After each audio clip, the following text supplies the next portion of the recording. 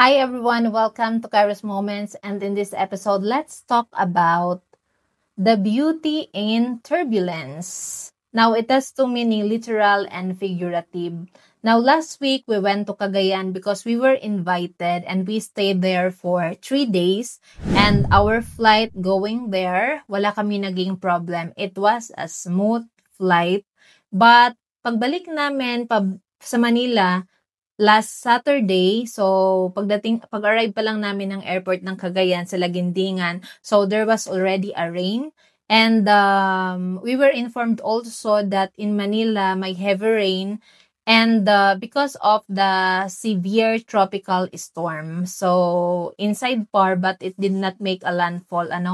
Now, during our flight, supposed to be dapat less than 2 hours, dapat nasa Manila na kami. But it took us 3 hours bago kami maka-landing sa NAIA because of heavy rain. So, but bago kami mag-landing, the fasten seatbelt sign ay laging naka-on for how many hours. So, of course, dahil ang flight attendant keeps on announcing na makakaranas ng turbulence, so something like that. So, of course, during that time, kapag meron ng shaking, I keep on praying and praying and praying kasi wala naman tayong assurance, lalo na pag nasa air, even nga kung sa land nga may na-aksidente.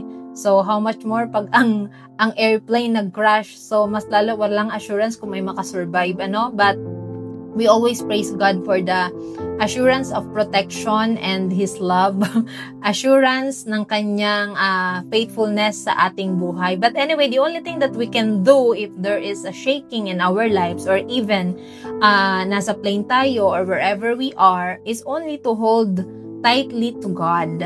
So, at magtiwala sa Panginoon because there are things in life that we cannot control, just like that one, yung aming flight. So, may turbulence, so meaning pagyanig. So, the meaning, literal meaning, it refers to unstable or chaotic air movement. But in life, it has also meaning. The word turbulence means a period of disturbance, difficulty, or emotional chaos.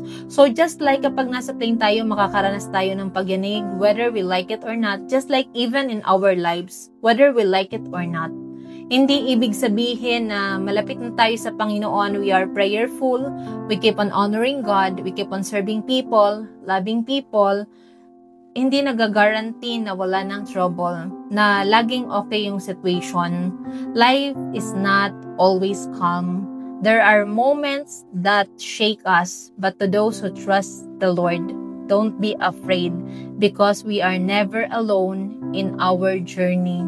So, there may be pagyanig sa ating buhay. There may be pagguho sa ating buhay. There may be trials na mga pagdadaanan tayo that even hindi naman tayo, wala namang exempted sa mga challenges sa buhay because it is part of the preparation ng Panginoon sa bawat tao. So, meaning may mga pagyanig na hindi natin inaasahan, minsan hindi natin inaasahan kung kailan darating, kung kailan mangyayari. But what is important is we are not alone in our journey. The Lord is with us and for us. And remember the promise of God that He will not leave us nor forsake us. And in trouble, He will be with us. He will rescue us. He will never abandon us. And what I've learned also in life sa mga pagyanig, sa mga trials is it is sometimes through the storm that we'll learn the meaning of the word surrender. And it is also God's way of drawing us closer to Him. It is also His way to mold us. So even in turbulence, there is a beauty. Because sometimes the Lord needs to shake us just to get our attention.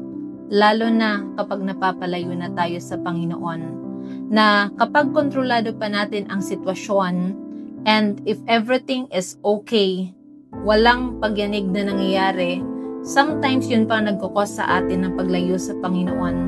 So, sometimes the Lord is just teaching us to come to Him, call upon His name, especially in times of turbulence in our lives, because there are situations that we cannot control, but God is in charge. God is in full control.